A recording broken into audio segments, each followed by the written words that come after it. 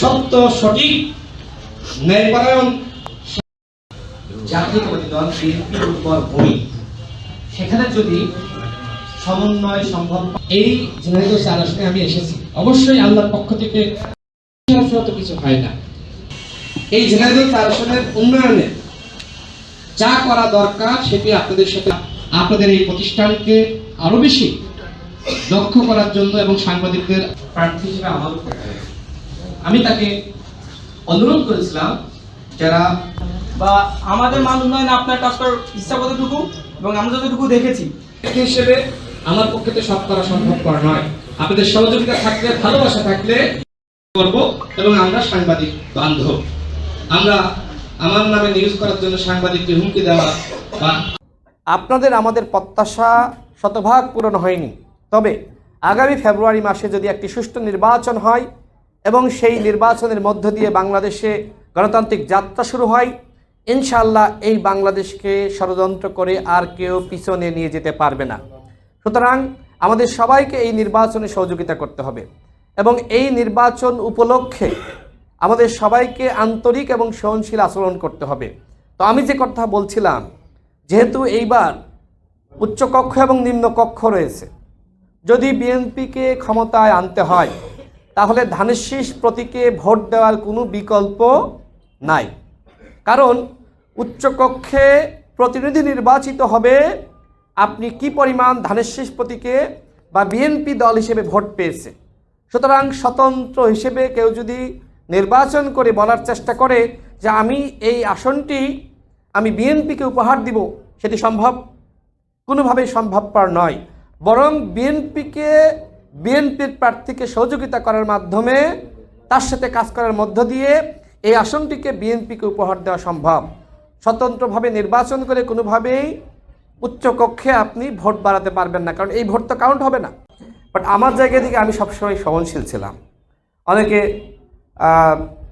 ফেসবুকে আমাকে গালি দিয়েছে, অনেকে কমেন্টে গালি দিয়েছে। আচ্ছা আমাকে বলেন, আমার কোনো অপরাধ আছে? ঝিনাইদহ 4 আসনে নির্বাচন করার ব্যাপারে বিএনপির হাইকমান্ড সিদ্ধান্ত নিয়েছে এবং আমি তো ঝিনাইদহ জেলার সন্তান, সদর উপজেলার সন্তান, সদরের একাংশ এবং কালীগঞ্জ উপজেলা মিলে ঝিনাইদহ 4 আসন। তো বিএনপির হাইকমান্ড একটি সিদ্ধান্ত নিয়েছেন এবং তারা সার্ভে করার মধ্য দিয়ে এইবার যাদেরকে নমিনেশন দেওয়া হয়েছে মাঠ পর্যায়ে সার্ভে করার মধ্য দিয়ে, তো বিএনপির হাইকমান্ডের এই সিদ্ধান্তের জন্য তো আমি আসলে এইভাবে আপনাদের যারা অনেকে দেখেছি গালি বা নানান ধরনের মন্তব্য করছে, আমি এটিও দেখেছি যে আমার পিঠের চামড়া তুলে নিবে, কালীগঞ্জ ঢুকলে আমি মানে জীবন নিয়ে ফিরতে পারবো না, এই ধরনের হুমকি ধামকি এসেছে, এ ধরনের বিভিন্ন কথাবার্তা এসেছে। কিন্তু আমি এগুলোর কোনো উত্তর দিই নাই, উত্তর দিতেও চাই না, কারণ আমি জানি যে তিনি ভুল করছেন। এখন আমি একজন প্রার্থী হিসেবে আমি তো ভুল করতে পারি না, আমি সবাইকে নিয়ে চলতে চাই। আমি দৃঢ় বিশ্বাস করি যে আমাকে আজকে গালি দিচ্ছে সে আমাকে কালকে ভালোবেসে বুকে জড়িয়ে নিবে ইনশাআল্লাহ। আসসালামু আলাইকুম। আমাদের আজকের এই শুভেচ্ছা বিনিময় অনুষ্ঠান, আমাদের মাঝে উপস্থিত আছেন ঝিনাইদহ 4 আসনের আপনাদের প্রিয় নেতা হামিদুল ইসলাম হামিদ ভাই সহ বিএনপি এবং অঙ্গ সংগঠনের নেতৃবৃন্দ, আমার সামনে প্রিয় সাংবাদিক ভাইয়েরা, যারা আপনারা কালীগঞ্জে যে ধরনের ঘটনা ঘটে থাকে সেটা ভালো কিংবা খারাপ, এই বিষয়গুলো আপনারা কালীগঞ্জের মানুষের কাছে, ঝিনাইদহ 4 আসনের মানুষের কাছে কিংবা সারা দেশের মানুষের কাছে আপনারা তুলে ধরেন। আপনাদের সবার সাথে পরিচিত হওয়ার জন্য, শুভেচ্ছা বিনিময় করার জন্য আজকের এই আয়োজন। আপনারা এখানে যারা উপস্থিত হয়েছেন আপনাদের সবাইকে বিএনপির পক্ষ থেকে, আমার ব্যক্তিগত পক্ষ থেকে শুভেচ্ছা এবং ভালোবাসা। আপনাদের অনেকের সাথে আমার আগে থেকে যোগাযোগ, সম্পর্ক, পরিচয় আছে। আমি যেহেতু ঝিনাইদহ জেলার সন্তান, ঝিনাইদহ সদর উপজেলায় আমার জন্ম। তো সেক্ষেত্রে শুধুমাত্র ঝিনাইদহ 4 নয়, ঝিনাইদহ 1, 3, 2 সর্বত্র যেখানে আমাদের সাংবাদিক ভাইয়েরা রয়েছে সবার সাথে আমার মোটামুটি যোগাযোগ কথাবার্তা হয়ে থাকে। আমি 2018 সালের কোটা সংস্কার আন্দোলন, সেই আন্দোলনের মধ্য দিয়েই মূলত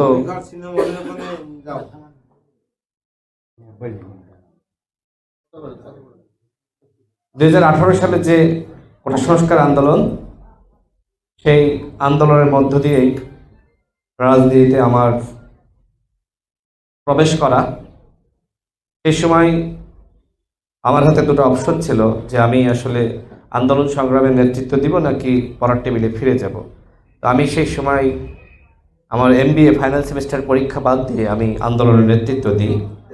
পরবর্তীতে আমি গ্রেপ্তার হই, একটানা 18 দিন রিমান্ডের নির্যাতনের শিকার হয়েছি। তবে আমরা মাথা নত করি নাই, সে আন্দোলন সফল করেছি। আপনারা সাংবাদিক ভাইরা জেনে থাকবেন, পরবর্তীতে যখন আবারও কোটা ফিরে আসে 24 সালে হাইকোর্টের রায়ের মধ্য দিয়ে, তখন যেহেতু এই আন্দোলনের আমরা পায়োনিয়ার ছিলাম, তখন বিএনপির সাথে আমরা আলোচনা করি যে কোটা সংস্কার আন্দোলনকে রাষ্ট্র সংস্কার আন্দোলনে পরিণত করতে হবে। কারণ রাজনৈতিক আন্দোলনের মধ্য দিয়ে আসলে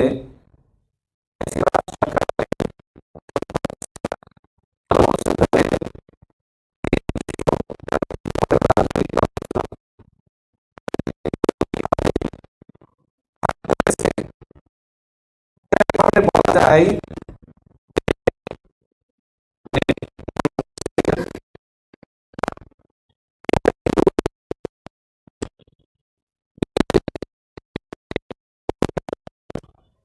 আপনারা যারা কালীগঞ্জের মানুষ, ঝিনাইদহ 4 আসনের মানুষ, আপনারা দেখেছেন আমাদের হামিদ ভাই, মিনি ভাই সহ আমাদের অন্যান্য নেতৃবৃন্দ, শামসুল ভাই যারা আছেন, তারা অনেকে ঘরে ঘুমাতে পারেনি। অনেকে কেউ বা মানে পুকুরের পাড়ে মাছাং যেটাকে বলে মাছা করে, কিংবা আপনার নদীর মধ্যে মাছা করে এরকম ঘুমিয়েছে। ধান খেতে, পাট খেতে এরকম ঘুমাতে হয়েছে। বিশেষ করে 28 অক্টোবরের পরে যে নিপীড়ন আমরা দেখেছি, বিএনপির একজন কর্মীও, নেতা তো বাদ দিলাম, ঘরে ঘুমাতে পারে নাই।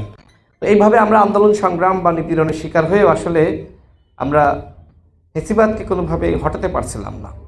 তো যে কারণে এই কোটা সংস্কার আন্দোলনকে মানুষ কিন্তু রাষ্ট্র সংস্কার আন্দোলনে পরিণত করে এবং ফ্যাসিবাদ জুলুমবাজদের পতন হয়েছে, এখন জনগণের বিজয় হয়েছে। তো এই ক্ষেত্রে আমার বা আমাদের ভূমিকা আছে। আমি যেহেতু এই আন্দোলনে সর্বপ্রথম অ্যারেস্ট হয়েছিলাম, আমার কাছে মনে হলো যে আন্দোলনটা এবার আমরা জনগণের বৃহত্তর স্বার্থে কিভাবে আমরা আন্দোলনকে কাজে লাগাতে পারি, সেই জায়গাটা রাজনৈতিক নেতৃবৃন্দকে ভাবতে হবে। যে কারণে আমি বিএনপির স্থায়ী কমিটির সদস্য জনাব সালাউদ্দিন আহমেদকে বলেছিলাম যে আপনি জনাব তারেক রহমানের সাথে কথা বলেন যে আমরা এই আন্দোলনে কিভাবে একসাথে কাজ করতে পারি। এই আন্দোলনকে শুধুমাত্র একটি সামাজিক আন্দোলনের মধ্যে সীমাবদ্ধ না রেখে কিভাবে রাষ্ট্র সংস্কার আন্দোলনের রাজনৈতিক দায়বদ্ধতার জায়গা থেকে আমরা কাজ করতে পারি। জনাব তারেক রহমান তিনি এই আন্দোলনে এইভাবে কাজ করেছেন রাজনৈতিক নেতৃত্বের জায়গা থেকে। আরও অনেক ইতিহাস আছে, আমি অন্য সময় বলবো।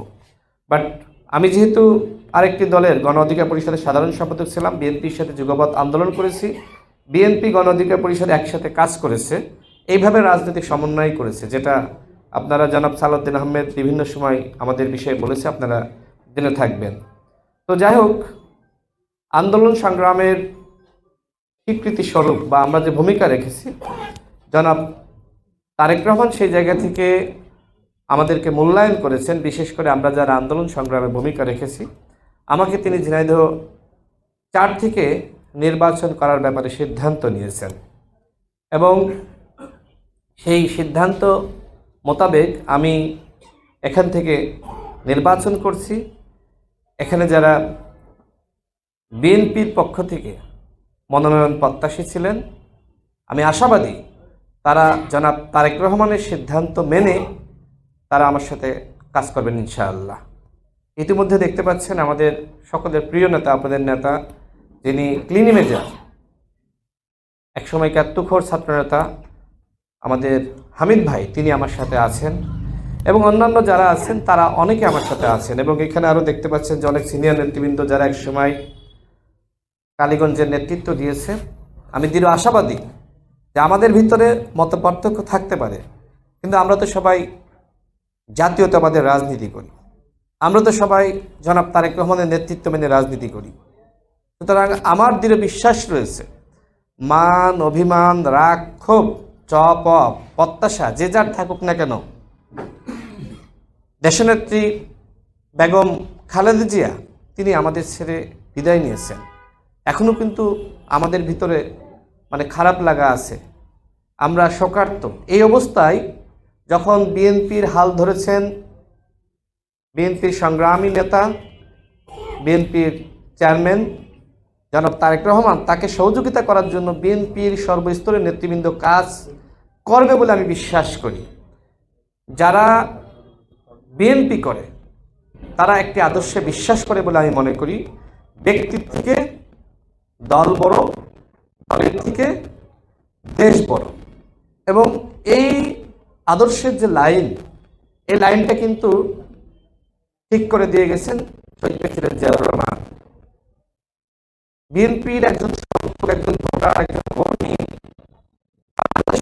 জনগণ আমি বিশ্বাস করি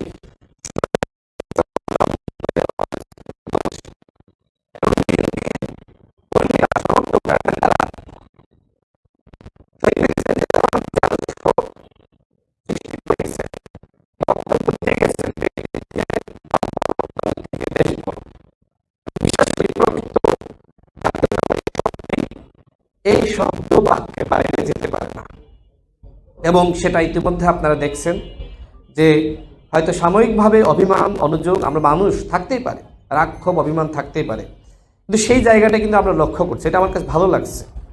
শুরুতে আমি দেখেছি যে কিছু সংক্ষুব্ধ আচরণ বক্তব্য, বাট আমার জায়গা থেকে আমি সবসময় সহনশীল ছিলাম। অনেকে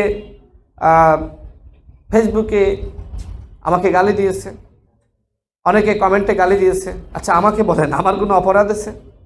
ঝিনাইদহ 4 আসনে নির্বাচন করার ব্যাপারে বিএনপির হাইকমান্ড সিদ্ধান্ত নিয়েছে এবং আমি তো ঝিনাইদহ জেলার সন্তান, সদর উপজেলার সন্তান, সদরের একাংশ এবং কালীগঞ্জ উপজেলা মিলে ঝিনাইদহ 4 আসন। তো বিএনপির হাইকমান্ড একটি সিদ্ধান্ত নিয়েছেন এবং তারা সার্ভে করার মধ্য দিয়ে এইবার যাদেরকে নমিনেশন দেওয়া হয়েছে মাঠ পর্যায়ে সার্ভে করার মধ্য দিয়ে, তো বিএনপির হাইকমান্ডের এই সিদ্ধান্তের জন্য তো আমি আসলে এইভাবে আপনাদের যারা অনেকে দেখেছি গালি বা নানান ধরনের মন্তব্য করছে, আমি এটিও দেখেছি যে আমার পিঠের সামনে তুলে নিবে, কালীগঞ্জ ঢুকলে আমি জীবন নিয়ে ফিরতে পারবো না, এই ধরনের হুমকি ধামকি এসেছে, এ ধরনের বিভিন্ন কথাবার্তা এসেছে। কিন্তু আমি এগুলোর কোনো উত্তর দিই নাই, উত্তর দিতেও চাই না, কারণ আমি জানি যে তিনি ভুল করছেন। এখন আমি একজন প্রার্থী হিসেবে আমি তো ভুল করতে পারি না, ভুল করতে পারি, আমি সবাইকে নিয়ে চলতে চাই। আমি দৃঢ় বিশ্বাস করি যে যে আমাকে আজকে গালি দিচ্ছে সে আমাকে কালকে ভালোবেসে বুকে জড়িয়ে নিবে ইনশাআল্লাহ। এই বিশ্বাসটা আমার আছে। সেই বিশ্বাসের জায়গা থেকে আসলে আমি কাউকে পাল্টা গালি দিইনি, হুমকি দিই নাই। এমনকি আমি চাইলে নির্বাচন কমিশনে কিংবা রিটার্নিং কর্মকর্তা বরাবর যারা আমাকে হুমকি দিয়েছে, যারা নানা ধরনের মন্তব্য করেছে, অভিযোগ দিতে পারতাম, আমি সেটিও করি নাই। কারণ আমি মনে করি যে আমাদের সবাইকে নিয়ে চলতে হবে। একজন ভুল করছে, তিনি যাতে তার ভুলগুলো শুধরে নিতে পারেন সেই জায়গাটা আমাদের নিশ্চিত করতে হবে। তো সাংবাদিক বন্ধুগণ, আমি আপনাদের কাছে আমার যে প্রত্যাশা, এই অঞ্চলের মানুষকে নিয়ে আমি যা করতে চাই, আমি সেই বিষয়ে এখন আপনাদের সামনে কথা বলবো। এই অঞ্চলে আমি এই কয়েকদিন যেখানে গিয়েছি, গতকালও হামিদ ভাইয়ের সাথে আমি ঘুরেছি, আরও নেতৃবৃন্দ ছিলেন, দোকানে অনেকের সাথে কথা বলেছি বা বিভিন্নভাবে অনেকের সাথে কথা হচ্ছে। এই অঞ্চলের মানুষের সবথেকে বড় যে প্রত্যাশা সেটি হলো সামাজিক বিভিন্ন ধরনের নিপীড়ন আছে। তো তারা চায় যে সামাজিকভাবে সবাই যাতে মিলেমিশে বসবাস করতে পারে। গণ অভ্যুত্থান বাংলাদেশে হয়েছে, এরপরে কি আসলে সামাজিকভাবে একজনকে আক্রমণ করা বা সামাজিক কন্দল যেটাকে বলে সেগুলো থাকার কোনো প্রয়োজন আছে? আগেও ছিল না, এখনও নাই। আমি মনে করি যে যারা সামাজিক রাজনীতি করে তাদের সে অধিকার রয়েছে। কেউ বিএনপি করেছে, কেউ আওয়ামী লীগ করেছে, কেউ অন্য দল করেছে। বাট আমি আজ থেকে ঝিনাইদহ ৪ আসনের মানুষকে আশ্বস্ত করতে চাই, সামাজিক দল কিংবা সামাজিক রাজনীতি করার কারণে আজকের পর থেকে কারোর সাথে হয়রানি করা যাবে না। এতদিন যা আবার হয়েছে, এখন এই ঝিনাইদহ ৪ আসনে আমাদের সবাই মিলে শান্তি প্রতিষ্ঠা করতে হবে। সামাজিক কারণে একজনের কাছে চাঁদা দাবি করা, সামাজিক কারণে একজনকে ঘর থেকে বের করে দেওয়া, তার নামে মিথ্যা মামলা দেওয়া, সেগুলো আর আমরা হতে দিতে পারি না। যারা আওয়ামী লীগের রাজনীতি করেছে, যারা কোনো জুলুম করে নাই, অন্যায় করে নাই, নিপীড়ন করে নাই, আমি তাদের উদ্দেশ্যে বলছি যে আপনারা নির্ভয়ে ঝিনাইদহ ৪ আসনে আপনারা বসবাস করেন। যারা অন্যায় করে নাই তাদের সাথে ইনশাআল্লাহ কোনো জুলুম করা হবে না। এ বিষয়ে আমি ডিসি, এসপি, ইউনো, ওসির সাথে ইতিমধ্যে কথা বলেছি, আরও কথা বলবো। আপনারা নির্ভয়ে বসবাস করেন। কেউ যদি আপনাদের কাছে চাঁদা দাবি করে, ঘর থেকে বের করে দেয়, মিথ্যা মামলা দেয়, হামিদ ভাইকে জানাবেন, আমাকে জানাবেন, ইনশাআল্লাহ সমাধান হয়ে যাবে। কোনো সংখ্যার সমস্যা থাকবে না। নির্ভয়ে আপনারা বসবাস করেন। এবং যারা বিএনপি বা অন্য দলের নেতৃবৃন্দ রয়েছে তাদের প্রতি আমার আহ্বান যে এই সমাজটা আমাদের মিলেমিশে বসবাস করতে হবে, আমাদের মিলেমিশে এই সমাজটা গঠন করতে হবে। সুতরাং আসুন আমরা সবাই সহনশীল থাকি, আমরা সবাই ধৈর্যশীল থাকি। আমি 1 নম্বরে যেটা বললাম, সামাজিক দল, রাজনীতি, কন্দল, এইটা ইনশাআল্লাহ বন্ধ হবে। দ্বিতীয়ত, শিক্ষা ব্যবস্থা। এখানে যে স্কুল, কলেজ, বিদ্যালয়গুলো আছে, ইনশাআল্লাহ এই অঞ্চলের শিক্ষা ব্যবস্থা আমরা এমনভাবে উন্নয়ন করব যাতে করে অনেকে পড়াশোনা করার জন্য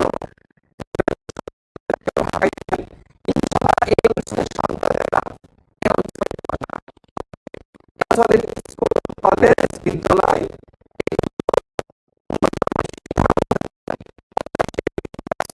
এবং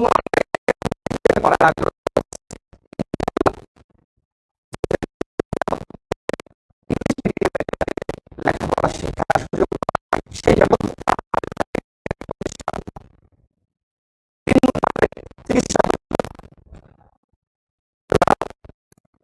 হাসপাতাল বা স্বাস্থ্য কমপ্লেক্স যেটি রয়েছে এবং আমাদের ঝিনাইদহ সদরে আমাদের চিকিৎসা ব্যবস্থা বেশ নাজুক। আমি এতটুকু বলতে পারি যে কোনো বাবা, মা বা সন্তান যার সামর্থ্য নাই, বিনা চিকিৎসায় মারা যাবে, সেটি ইনশাআল্লাহ থাকবে না। আমি একা হয়তো পারবো না, কিন্তু আমি, হামিদ ভাই, আমরা সবাই মিলে আমরা কি পারবো না একজন অসহায় মানুষের পাশে দাঁড়াতে, তার জন্য চিকিৎসার ব্যবস্থা করতে? এমনকি আমাদের এই হাসপাতালগুলো আমরা কি চাইলে যদি দুর্নীতি বন্ধ করতে পারি, যে পরিমাণ বাজেট আসে, এই বাজেট যদি আমরা কাজে লাগাই, তাহলে কি উন্নত চিকিৎসা ব্যবস্থা আমরা গড়ে তুলতে পারবো না? ইনশাআল্লাহ ঝিনাইদহ ৪ আসনের চিকিৎসা ব্যবস্থা আমরা সবাই মিলে উন্নত করবো ইনশাআল্লাহ। দুর্নীতি, নিশ্চয়ই আপনারা কেউ চান না যে সমাজে দুর্নীতি থাকুক। অফিস আদালতে, ঝিনাইদহ ৪ আসনের অফিস আদালত থেকে শুরু করে সর্বত্র দুর্নীতি, ঘুষ, এগুলো জিরো টলারেন্স থাকবে ইনশাআল্লাহ। কোথাও দুর্নীতি, ঘুষ এগুলো থাকবে না। সরকারি সেবা পেতে একজন নাগরিক হিসেবে যথেষ্ট। এখানে কোনো অর্থ, কোনো আলাদা রেফারেন্স লাগবে না। একজন কৃষক, তিনি যে সুবিধা পাবেন, একজন শিক্ষিত মানুষ সেও একই সুবিধা পাবেন। মাদক, এ অঞ্চলে আমি যতটুকু শুনেছি যে সীমান্তের ওই পার থেকে বেশ ইয়াবা, ফেন্সিডিল এগুলো আসে। অনেকে আমাকে বলেছে যে গাঁজা সর্বত্র সয়লাভ হয়ে গেছে। তো ইনশাআল্লাহ এই মাদকের ব্যাপারে আমাদের জিরো টলারেন্স নীতি থাকবে। যারা মাদক ব্যবসা করে তাদের জন্য আমরা কঠিন পদক্ষেপ নিব। আমি আজকে তাদের উদ্দেশ্যে বলতে চাই, যারা অপরাধ জগতে ছিলেন, আমি তাদেরকে বলবো যে আপনারা সাবধান এবং সতর্ক এবং ভালো হয়ে যান। এই অঞ্চলের মানুষ যা চায় সেই চাওয়ার সাথে আপনারা মিলেমিশে থাকেন।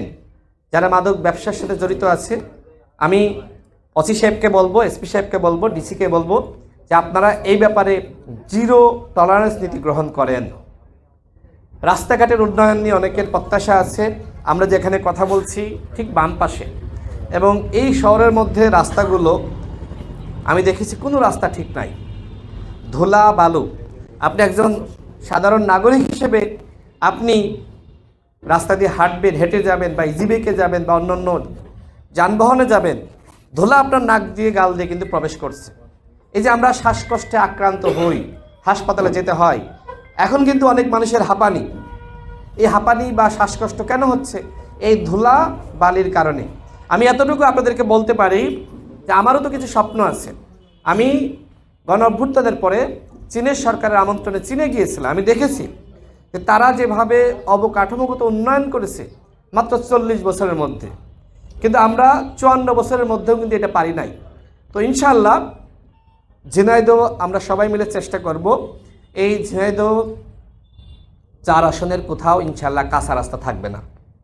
গ্রাম থেকে পাড়া, পাড়া থেকে মহল্লা, সর্বত্র ইনশাআল্লাহ আমরা সবাই মিলে এই রাস্তাঘাটের উন্নয়ন করব। সর্বত্র ধুলা বালি মুক্ত রাস্তাঘাট, পাকা রাস্তা ইনশাআল্লাহ আমরা সবাই মিলে আমরা তৈরি করব ইনশাআল্লাহ। অর্থাৎ ঝিনাইদহ 4 আসন হবে বাংলাদেশের মধ্যে মডেল আসন। ঝিনাইদহ 4 আসন হবে বাংলাদেশের মধ্যে 1 নম্বর আসন, এবং সেটি ইনশাআল্লাহ আমরা করবই। সেটি আমাদেরকে করতে হবে। মহান আল্লাহ রাব্বুল আলামিনের কাছে আমরা সবাই দোয়া করি যে যেহেতু এখানে আমি এসেছি, জনাব তারেক রহমান এখানে আমাকে পাঠিয়েছেন, এবং এই অঞ্চলের মানুষের সাথে আমার কথাবার্তা বলে যেটি মনে হয়েছে যে আপনারা অত্যন্ত আন্তরিক। বিশেষ করে ঝিনাইদহ 4 আসন বাংলাদেশের মধ্যে জাতীয়তাবাদের উর্বর ভূমি। শহীদ প্রেসিডেন্ট জিয়াউর রহমানের প্রতি আপনাদের অগাধ ভালোবাসা রয়েছে, দেশনেত্রী বেগম খালেদা জিয়ার প্রতি আপনাদের অগাধ শ্রদ্ধা রয়েছে, এবং জনাব তারেক রহমানের বলিষ্ঠ নেতৃত্বের প্রতি আপনাদের আস্থা এবং বিশ্বাস রয়েছে। আমি আপনাদেরকে সাথে নিয়ে এবং জাতীয়তাবাদের যে আদর্শের রাজনীতি, সেই আদর্শকে ধারণ করে ইনশাআল্লাহ ঝিনাইদহ 4 আসনের উন্নয়নে, অর্থনৈতিক সমৃদ্ধি, বেকারত্ব দূরীকরণ, শিক্ষার উন্নয়ন, চিকিৎসার উন্নয়ন, রাস্তাঘাটের উন্নয়ন, কৃষির উন্নয়ন, অন্যায় অনিয়ম বন্ধ, ইনশাআল্লাহ এই উন্নয়নগুলো একসাথে আপনাদের সাথে হবে ইনশাআল্লাহ।